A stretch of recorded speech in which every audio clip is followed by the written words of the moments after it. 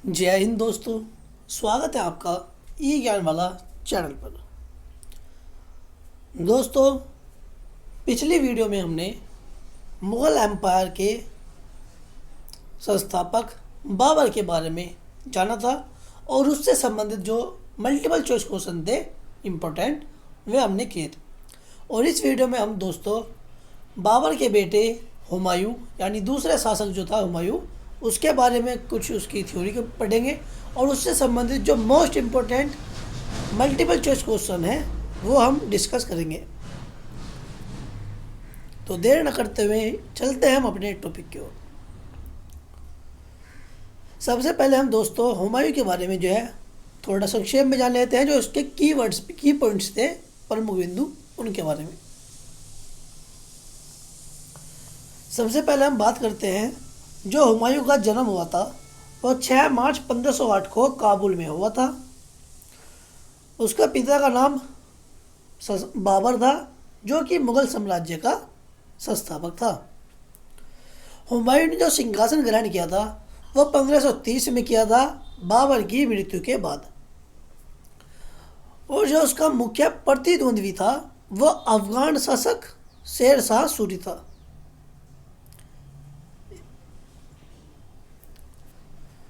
और जो पांचवा था, जो पांचवा की पॉइंट है, वो है उसकी प्रमुख हार कौन सी थी। जो हुमायूं की प्रमुख हार थी वो 1540 में हुई कन्नौज की लड़ाई में शेर शाह सूरी से हार थी। और जो निर्वासन हुआ था, मतलब एक तरह से छोड़कर भाग गया था देश को, वो हुआ था शेर शाह सूरी से हारने के बाद फारस में शरण ली थी। किसने? हुमायूं ने। और जो फारसी मदद की थी हुमायूं की, वो की थी फारसी शासक शाह तहमास्प प्रथम ने। और उसकी मदद से जो है 1555 में दिल्ली पर दोबारा कब्जा कर लिया। यानी कि 1540 में तो भाग गया था हुमायूं और फिर 15 साल बाद 1555 में वापस लौटकर भारत आया था दिल्ली पर दोबारा कब्जा करने के लिए। 27 जनवरी 1556 को दिल्ली में पुस्तकालय की सीढ़ियों से गिरने के कारण इसकी मृत्यु हो गई। और पुस्तकालय का नाम था शायद या तो कोरोमंडल था या फिर तारामंडल था, शायद कोरोमंडल था पुस्तकालय का नाम, यह आपको याद रखना है। हुमायूं का मकबरा जो था उसकी पत्नी हमीदा बानो बेगम ने दिल्ली में बनवाया और यह मुगल वास्तुकला का प्रमुख उदाहरण भी है।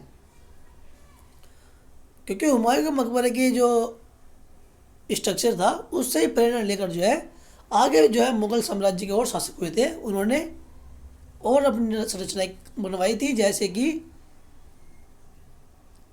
ताजमहल, बुलंद दरवाज़ा, ये सभी जो है हुमायूं के मकबरे से ही प्रेरणा लेकर बनवाई गई थी। और जो विरासत थी वो उसने हुमायूं ने मुगल साम्राज्य पुनः स्थापित किया था, जिसके बाद उसका पुत्र अकबर महान शासक बना। तो ये थे दोस्तों इसके बारे में कुछ की पॉइंट्स जो आपको याद रखना है। और मोस्टली जो है जो नॉर्मली एग्ज़ाम होते हैं इनमें से ही 10 पॉइंट में से ही क्वेश्चन बन जाते हैं। अब देखते हैं हुमायूं के प्रमुख युद्ध। इसमें से भी क्वेश्चन बनते हैं।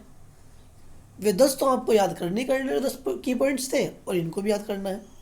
तो सबसे पहले हम बात करते हैं दोस्तों चौसा का युद्ध। जो चौसा का युद्ध था दोस्तों वो 1539 ईस्वी में हुआ था। और किससे हुआ था? वह हुआ था आपके शेर शाह सूरी से। और चौसा जो स्थान था वो बिहार में था। तो ये चौसा का युद्ध कहाँ हुआ था? बिहार में। और चौसा का युद्ध का जो परिणाम था उसमें हुमायूं की हार हो गई थी और शेर शाह ने खुद को शासक घोषित कर लिया था। तो ये तो था आपका चौसा का युद्ध। फिर उसके बाद जो है कन्नौज बिलग्राम का युद्ध 1540 ईस्वी में। कन्नौज का युद्ध या फिर बिलग्राम का युद्ध, आपको याद रखना है, इम्पोर्टेंट क्वेश्चन है। इसमें भी जो है प्रतिद्वंद्वी जो था वो शेर शाह सूरी था। और जो ये कन्नौज का युद्ध था यह उत्तर प्रदेश में हुआ था और इसमें जो है हुमायूं की निर्णायक हार हुई थी और भारत से भाग गया था। तो क्वेश्चन बार बार ये पूछा जाता भी है कि हुमायूं जो है किस युद्ध के बाद भारत से चला गया था या भारत से भाग गया था। तो कन्नौज के युद्ध के बाद या फिर बिलग्राम के युद्ध के बाद जो आपका हुमायूं है वो निर्वासन कर गया था भारत से। उसके बाद आता है दोस्तों कालिंजर का युद्ध, जो कि 1545 ईस्वी में हुआ था। देखिए जो नॉर्मली एग्ज़ाम होंगे उसमें तो जो है चौसा का युद्ध इनके प्रतिद्वंदी के बारे में पूछ लेगा, लेकिन जो हाई लेवल के एग्ज़ाम होते हैं जैसे स्टेट पीसीएस, यूपीएससी और भी जो बीपीएससी और भी जितने भी एग्ज़ाम होते हैं मतलब कि हाई लेवल के, उनमें जो है सन भी पूछ लेता है, मतलब तारीख भी पूछ लेता है, ये आपको याद रखना है। तो कालिंजर के युद्ध में प्रतिद्वंदी शेरशाह सूरी था। आप ये मानकर चलिए कि जो हुमायूं ने अपने ज़्यादातर युद्ध जो है ना वो शेरशाह सूरी से ही लड़े थे, ठीक है ना। और उसमें जो है कालिंजर युद्ध कहाँ हुआ था, ये कालिंजर किला कहाँ है, उत्तर प्रदेश में। ये भी क्वेश्चन पूछ लिया जाता है कि कालिंजर किला कहाँ पर है, ये कहाँ है, उत्तर प्रदेश में। और इसके परिणाम जो है शेरशाह की मृत्यु और सूरी साम्राज्य जो है कमज़ोर हो गया था। हालांकि जो है शेरशाह की मृत्यु पहले ही हो चुकी थी, कालिंजर के युद्ध से पहले ही शेरशाह सूरी की मृत्यु हो गई थी, जिस कारण सूरी साम्राज्य कमज़ोर हो गया और कालिंजर युद्ध जो है कौन जीत गया, ये जीत गया हुमायूं। फिर आता है पानीपत का दूसरा युद्ध। पानीपत का दूसरा युद्ध जो है दोस्तों 1556 ईस्वी में हुआ था और जो प्रतिद्वंदी था वो आपका हेमू था। पानीपत का प्रथम युद्ध बाबर और इब्राहिम लोदी के बीच में 1526 ईस्वी में, और पानीपत का दूसरा युद्ध 1556 ईस्वी में अकबर और हेमू के बीच में। और पानीपत का तीसरा युद्ध जो है तुम्हारा 1561 में हुआ था अफगानों और अहमद शाह अब्दाली के बीच में।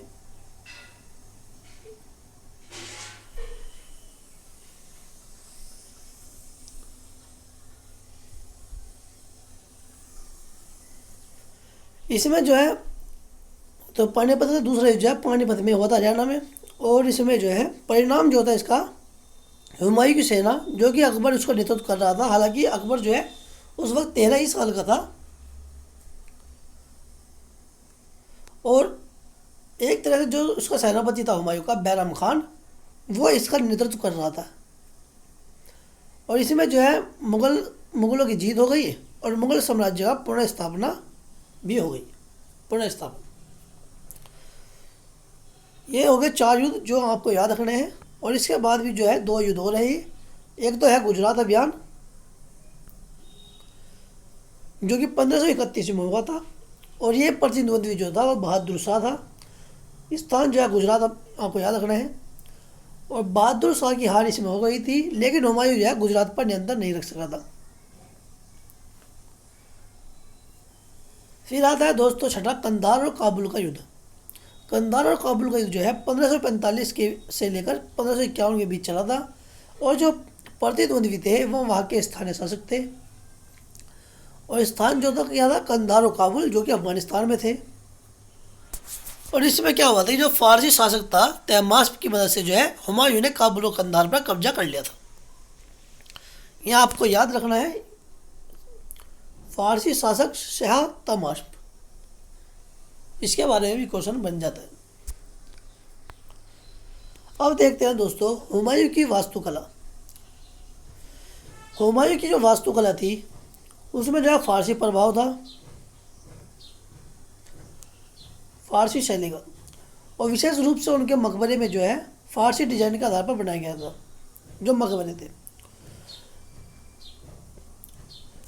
हुमायूं का मकबरा, दिल्ली में स्थित हुमायूं का मकबरा उनकी पत्नी हमीदा बानो बेगम द्वारा 1565 से लेकर 1572 के बीच बनवाया गया था। मतलब कि 1565 में शुरू करवाया था काम उसका, 1572 में काम पूरा हुआ था। और यह मुगल स्थापत्य का पहला भव्य उदाहरण माना जाता है। क्वेश्चन पूछ लिया जाता है कि मुगल स्थापत्य का पहला भव्य उदाहरण क्या है, तो पहला भव्य उदाहरण जो है दोस्तों हुमायूं का मकबरा है। ये दिल्ली में स्थित है, आप जो है इसको दिल्ली में जाकर देख भी सकते हैं। बहुत अच्छे तरीके से इसको डिजाइन किया गया है। और जो इसका वास्तुकार था वो था मीरा मिर्जा ग्यास। तो हुमायूं के मकबरे का डिजाइन किया था और फारसी वास्तुकार था मीरा मिर्जा ग्यास ने। और जो हुमायूं का मकबरा है उसके चारों ओर जो है चार बाग शैली में बनाया गया है जो बाग है, और इस्लामी स्वर्ग की चार नहरों का प्रतीक है। यह भी आपको याद रखना है। फिर जो नेक्स्ट है, जो मकबरे का निर्माण है मुख्य रूप से लाल बलुआ पत्थर से हुआ, जबकि गुंबद जो है संगमरमर से हुआ। ये आपको याद रखना है। क्वेश्चन जो है इस लाइन में जो है थोड़ा अटपटा पूछ लिया जाता है कि मकबरे का निर्माण किस पत्थर से हुआ था? लाल बलुआ पत्थर से। और गुंबद का निर्माण किस पत्थर से हुआ था? संगमरमर से। दोनों अलग अलग चीज़ हैं, आपको याद रखना। फिर आता है मकबरे का केंद्रीय गुंबद जो है सफ़ेद संगमरमर का है, जो मुगल वास्तुकला की विशेषता बन गया। और हुमायूं का मकबरा बाद में ताजमहल जैसी मुगल संरचनाओं के लिए प्रेरणा का स्रोत बना। अब नेक्स्ट क्वेश्चन जो है वो कहा गया है, इसमें पॉइंट जो है सॉरी, वो 1993 में यूनेस्को ने हुमायूं के मकबरे को विश्व धरोहर स्थल घोषित किया। कब किया था? 1993 में। किस में शामिल हुआ? यूनेस्को में। कौन शामिल हुआ? हुमायूं का मकबरा। हुमायूं का मकबरा मुगल वास्तुकला में प्रारंभिक प्रयोगों का प्रतिनिधित्व करता है, जिसने बाद में अकबर, जहांगीर, शाहजहां के शासन में परिपक्व रूप लिया।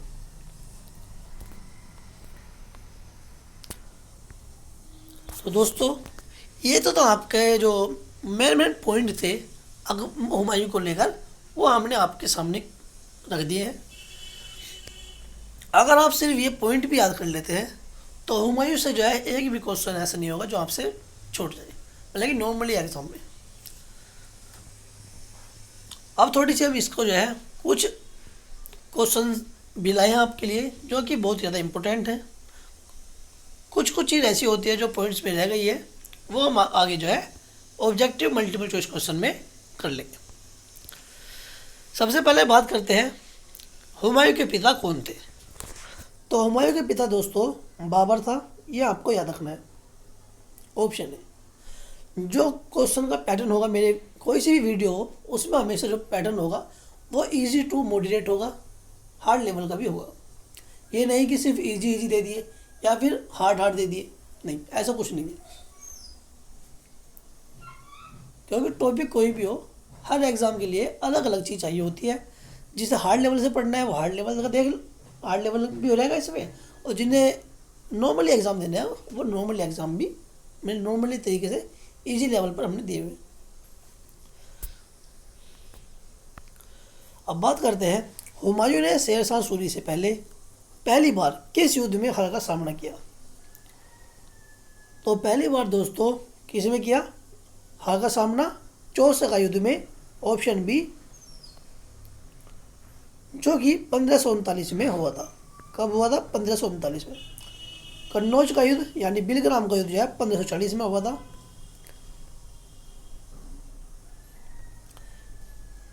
इन 3-4 युद्ध की जो है आपको डेट याद रखनी है। चौसा का युद्ध 1539 ईस्वी में, कन्नौज का युद्ध 1540 ईस्वी में।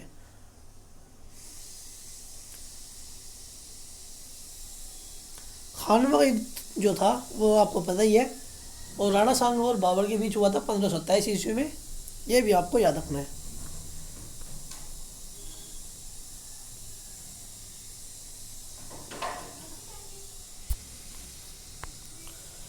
हुमायूं का मकबरा किसने बनवाया? तो दोस्तों हुमायूं का मकबरा जो है हुमायूं की पत्नी हमीदा बानो बेगम ने बनवाया था।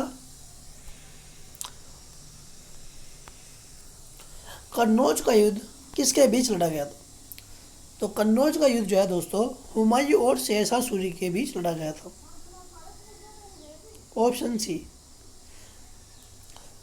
जब भी जो है हुमायूं से संबंधित कोई सा भी युद्ध हो, मतलब कि मोस्टली जो है इसे 3 जो युद्ध थे यही पूछे जाते हैं।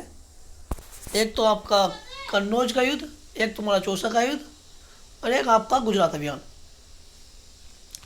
तो कन्नौज और तुम्हारा ये चौसा का युद्ध है या शेरशाह सूरी से लड़ा गया था, और जो आपका गुजरात अभियान था ये मोहम्मद शाह यानी अहमद शाह से लड़ा गया था।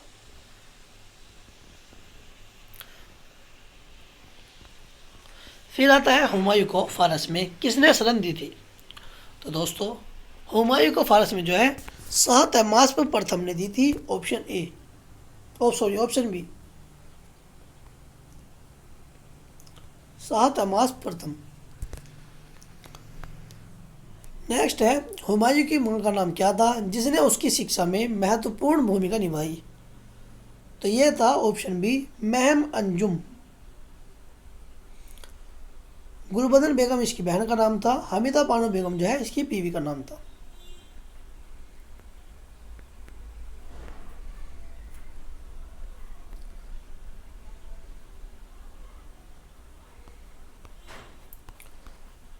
और गुलबदन जो बेगम थी इसने ही जो है हुमायूं नामा की रचना की थी, जो इसकी बायोग्राफी थी, किसकी, हुमायूं। हुमायूं ने दिल्ली पर दोबारा कब्जा किया।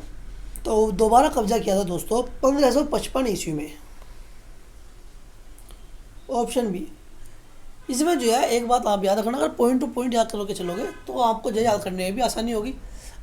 यह लगा लीजिए कि चौसा उसका कन्नौज या बिलग्राम को युद्ध 1540 ईस्वी में हुआ, और वो उस युद्ध में हारने के बाद शेरशाह सूरी से ये फारस भाग गया हुमायूं, और जो है 15 साल बाद यानी 1540 प्लस 15 1555 में वापस आया। तो दिल्ली पर दोबारा कब्जा कब किया, 1555 में। इस तरह से पॉइंट टू पॉइंट याद रखोगे तो कभी नहीं भूलोगे। फिर आता है हुमायूं का सबसे बड़ा प्रतिद्वंद्वी कौन था जिसने उसे भारत से निर्वासित कर दिया। जैसा कि मैंने अभी बताया, कन्नौज, उसका कन्नौज का युद्ध या बिलग्राम का युद्ध, ऑप्शन बी, शेरशाह सूरी द्वारा। ये बहादुर शाह तो जो है गुजरात अभियान वाला था। हेमू जो है अकबर से हुआ था युद्ध, पानीपत का दूसरा युद्ध। राणा सांगा का बाबर से हुआ था, खानवा का युद्ध 1527 में। ठीक है नहीं, इस तरह से आपको याद करना है। एक क्वेश्चन में हम 4 क्वेश्चन को आपको रिवीजन कराते रहेंगे, जिससे कि आप एक ही बार में जो है इस टॉपिक को बिल्कुल पक्का कर ले। फिर आता है हुमायूं ने फारस से लौटने के बाद 1555 में किस स्थान पर विजय प्राप्त कर दोबारा सत्ता हासिल की। तो दोबारा सत्ता हासिल की थी, ऑप्शन बी, दिल्ली स्थान पर। हुमायूं का मकबरा किस वास्तुशैली का शुरुआती उदाहरण है। तो इसका बिल्कुल ठीक आंसर है मुगल स्थापत्य, मुगल आर्किटेक्चर। हुमायूं के युद्धों में बार बार हार का मुख्य कारण क्या था। तो इसका बिल्कुल ठीक आंसर है राजनीतिक अस्थिरता,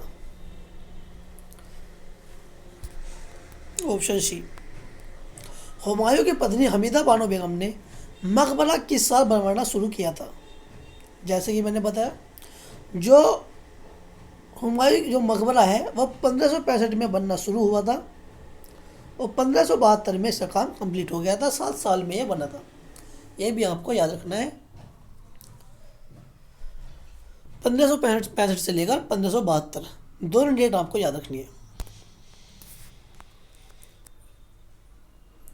हुमायूं का मकबरा किस अन्य प्रसिद्ध मुगल स्मारक के लिए प्रेरणा का स्रोत माना जाता है। तो ये माना जाता है दोस्तों, ऑप्शन सी, ताजमहल के लिए। आप गौर करना कि जो हुमायूं का मकबरा है और ताजमहल की संरचना है, उन दोनों की संरचना में जो है काफ़ी सिमिलरिटीज है।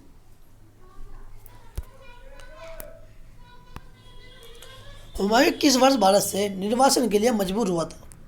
तो यह हुआ था, ऑप्शन बी, 1540 ईस्वी में, कन्नौज युद्ध के बाद, बिलग्राम युद्ध के बाद।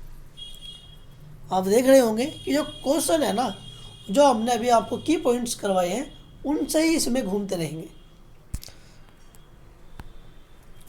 हुमायूं के फारस में शरण लेने के बाद उसे कितने साल बाद भारत में सत्ता वापस मिली। तो यह मिली थी 15 साल बाद। दोस्तों ये क्वेश्चन जो है वही क्वेश्चन है जो आपके एग्जाम में अब तक पूछे जा चुके हैं और आगे भी पूछे जाएंगे। तो अभी तक जो है आपको वीडियो पसंद आई हो तो प्लीज़ चैनल को पहले सब्सक्राइब कर दीजिए, वीडियो को लाइक कर दीजिए और शेयर कर दीजिए, और अपना जो है फीडबैक भी दीजिए कि वीडियो आपको कैसी लगी है। अच्छी लगी हो तो अच्छे बताइए, मतलब हल्के लेवल की लगी हो तो हल्का लेवल बताइए, और नहीं पसंद आई तो वो भी बताइए कमेंट बॉक्स में लिखकर। नेक्स्ट है, हुमायूं के शासनकाल में सबसे महत्वपूर्ण विजय किस स्थान की थी? तो ये थी काबुल की, ऑप्शन सी। हुमायूं का असली नाम क्या था? तो हुमायूं का असली नाम नसीरुद्दीन मोहम्मद था, ऑप्शन बी।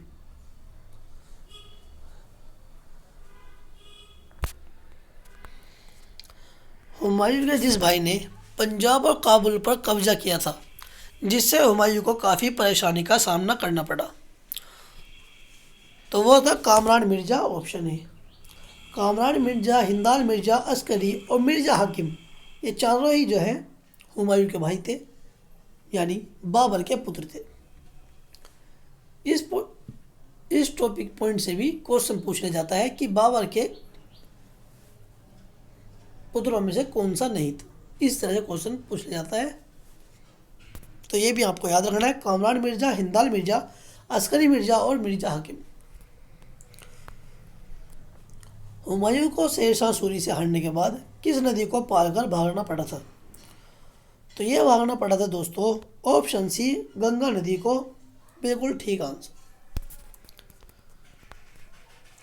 काबुल और कंधार पर कब्जे के दौरान हुमायूं की किस बहन ने महत्वपूर्ण भूमिका निभाई?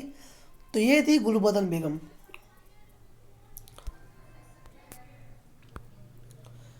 नेक्स्ट है, हुमायूं की पुस्तकालय दुर्घटना जिससे उसकी मृत्यु हो गई, कहाँ हुई थी? तो ये है दिल्ली में, ऑप्शन ए। क्वेश्चन पूछ लिया जाता है कि मुगल सल्तनत का वह कौन सा शासक था जो पुस्तकालय से गिरकर मर गया था? तो वो कौन था? हुमायूं। हुमायूं की कब्र पर लिखी गई इबारत किस भाषा में है? इबारत मतलब संदेश, पंक्तियाँ, मतलब संदेश के रूप में लिखी गई पंक्तियाँ किस भाषा में है? तो ये है फारसी भाषा में।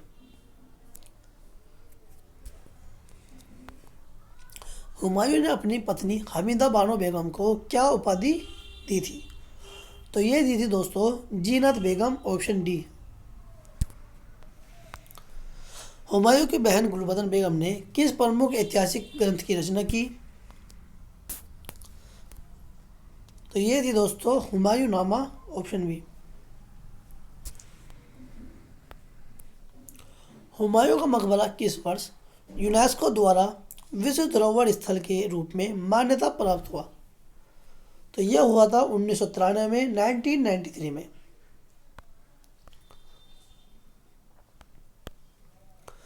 हुमायूं के शासक बनने के बाद उसका सबसे पहला युद्ध किसके खिलाफ था? तो ये था दोस्तों शेरशाह सूरी के खिलाफ, ऑप्शन बी।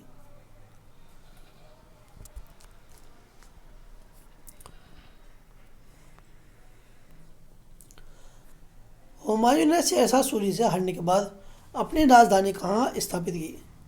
तो ये की थी दोस्तों काबुल में। यह आपको याद रखना है कि क्वेश्चन क्या पूछा जा रहा है। शेरशाह सूरी से हारने के बाद कहाँ की थी? काबुल में। और जब दोबारा आया था 1555 में हुमायूं, तो उसने दिल्ली को अपनी राजधानी बनाया था। कहाँ बनाया था? दिल्ली में। हुमायूं की राजनीतिक स्थिति को सुदृढ़ करने में कौन सा मित्र राष्ट्र सबसे अधिक सहायक था? तो ये था दोस्तों ऑप्शन ए, फारस।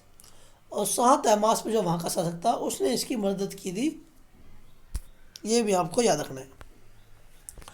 हुमायूं के समय में मुगल साम्राज्य का क्षेत्रफल सबसे अधिक कब था? तो ये जो था उसके शासन के अंत में था, क्योंकि शासन के प्रारंभ और मध्य में तो जो है शेरशाह सूरी ने इसको जीने ही नहीं दिया था। जब देखो लताड़ते ही रहता था शेरशाह सूरी।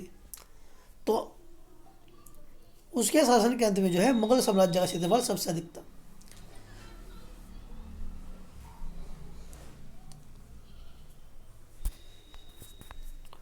हुमायूं ने किस वर्ष मनसबदारी व्यवस्था को लागू किया, जो बाद में मुगल साम्राज्य का महत्वपूर्ण हिस्सा बन गया?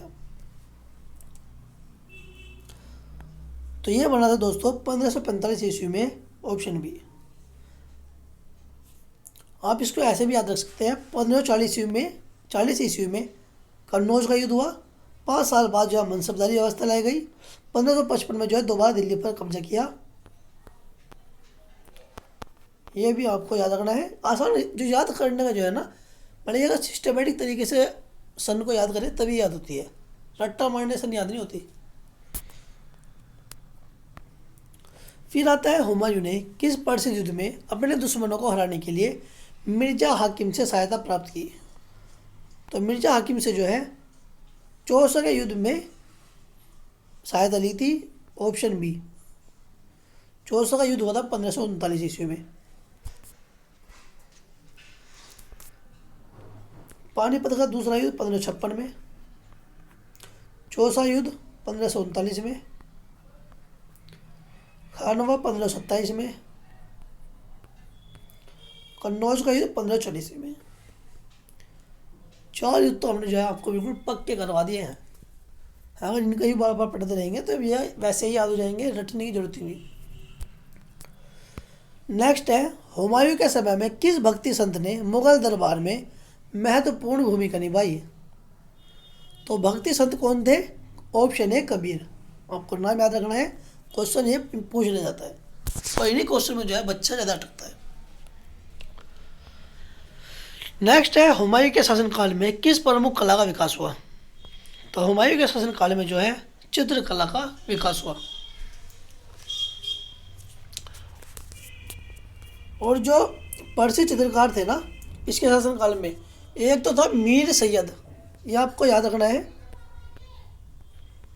मीर सैयद। और दूसरा था इनमें क्या था, अब्दुस समद। अब्दुस समद, एक तो मीर सैयद और दूसरा अब्दुस समद हुमायूं के शासनकाल में जो है प्रमुख चित्रकार थे, जिन्हें कि हुमायूं जो है कहाँ से लाया था, ईरान से लेकर आया था भारत में।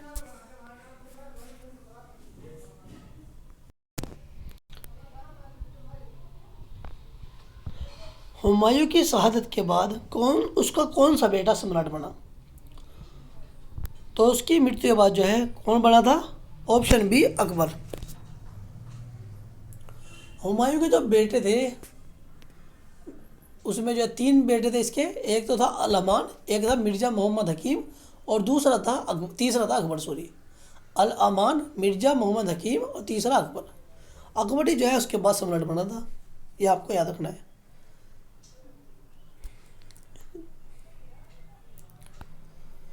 हुमायूं के शासनकाल में किस प्रमुख विद्वान ने दरबार में महत्वपूर्ण भूमिका निभाई थी।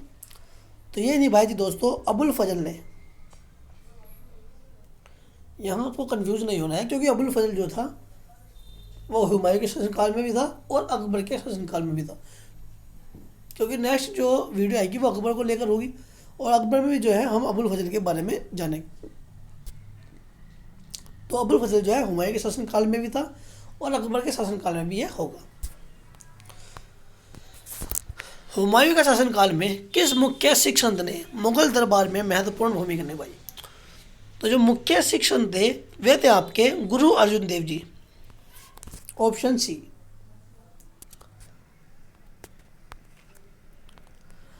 हुमायूं ने अपनी शासकीय करों में किस प्रकार का सुधार किया। तो ये किया था दोस्तों, उसने अपनी जो है अपने टाइम में कृषि करों को जो है, एग्रीकल्चर टैक्स को जो है कम कर दिया था, रिड्यूस कर दिया था। ऑप्शन सी।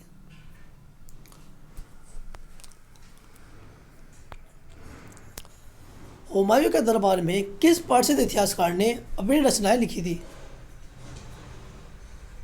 तो यह लिखी थी दोस्तों, वो ये थे इतिहासकार, कौन थे, जियाउद्दीन बर्नी। Option B. और जियाउद्दीन बर्नी की जो मतलब ग्रंथ है इम्पोर्टेंट, एक तो है आपका फतवा जहांदारी और दूसरा है तारीख फिरोज शाही। क्या क्या है आपका, फतवा जहांदारी और दूसरा तारीख फिरोज शाही। दो आपको याद रखना है। जियाउद्दीन बर्नी से जो है इनके बारे में ही पूछा जाता है। फिर नेक्स्ट है, हुमायूं के समय में कौन सा दस्तावेज मुगल इतिहास का प्रमुख स्रोत माना जाता है।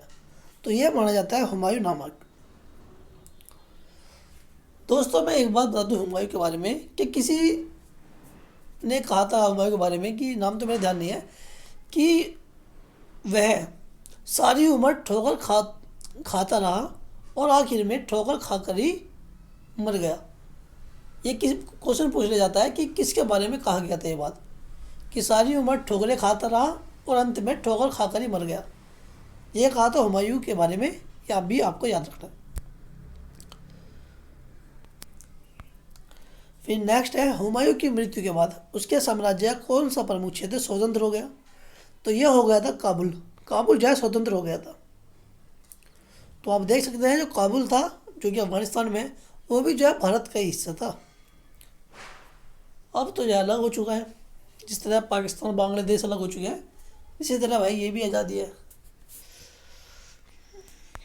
नेक्स्ट है, हुमायूं ने अपने शासनकाल में किन नीतियों को लागू किया जो बाद में अकबर द्वारा अपनाई गई? तो ये अपनाई गई थी दोस्तों, एक तो मनसबदारी और दूसरा प्रशासनिक सुधार। Option B.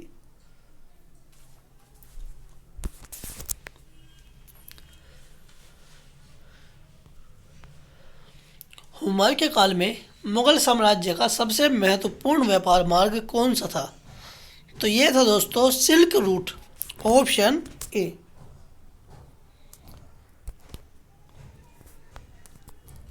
हुमायूं का मकबरा किस प्रकार के बाग के डिजाइन में निर्मित किया गया था? तो यह किया गया था दोस्तों ऑप्शन ए, 4 बाग डिजाइन में। हुमायूं का मकबरा किस प्रसिद्ध भारतीय वास्तुकार ने डिजाइन किया था? तो यह किया था दोस्तों मिर्जा मीर का ग्यास के द्वारा। ऑप्शन सी, मीर का के द्वारा, मिर्जा मीर का ग्यास। हुमायूं के शासन में भारतीय उपमहाद्वीप की किस महत्वपूर्ण सांस्कृतिक धारा का विकास हुआ? तो यह हुआ था दोस्तों ऑप्शन सी, सूफी आंदोलन का। हुमायूं की मृत्यु के बाद उसका बेटा अकबर किस उम्र में शासन संभालने आया? तो वो आया था 13 वर्ष की उम्र में, और ये जो है बैरम खान के संरक्षण में। ये भी आपको याद रखना है। बैरम खान जो है वो हुमायूं का भरोसेदार सेनापति था। हुमायूं की छवि को सुधारने के लिए किस चित्रकार ने उसकी तस्वीर बनाई? तो यह बनाई थी उस्ताद जिया ने। Option D.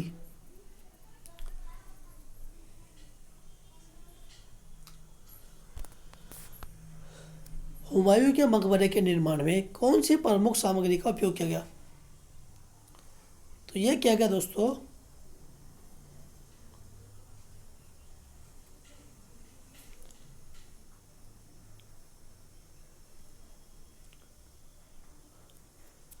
इसमें संगमरमर नहीं आएगा, क्योंकि संगमरमर तो जो है उसके गुंबद में तैयार किया गया था। और लाल बलुआ पत्थर आएगा इसमें, क्योंकि लाल बलुआ पत्थर जो है मकबरे में इस्तेमाल हुआ था, और संगमरमर जो है सफ़ेद संगमरमर उसके गुंबद में इस्तेमाल हुआ था। तो आप जो है इसको ऑप्शन ए करना, लाल बलुआ पत्थर। नेक्स्ट है, हुमायूं के शासन में प्रमुख उद्योग कौन सा था? तो प्रमुख उद्योग जो है वो आपका कृषि था। Option A.